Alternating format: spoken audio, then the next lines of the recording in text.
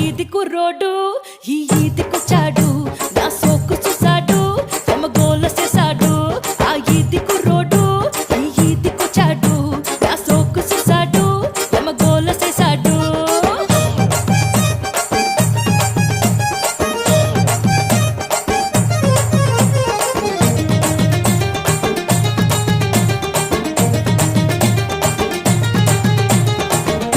కొత్తగా బయటేసిన రోజుల్లో కొబ్బరి తోటలో మేళానికెళ్తే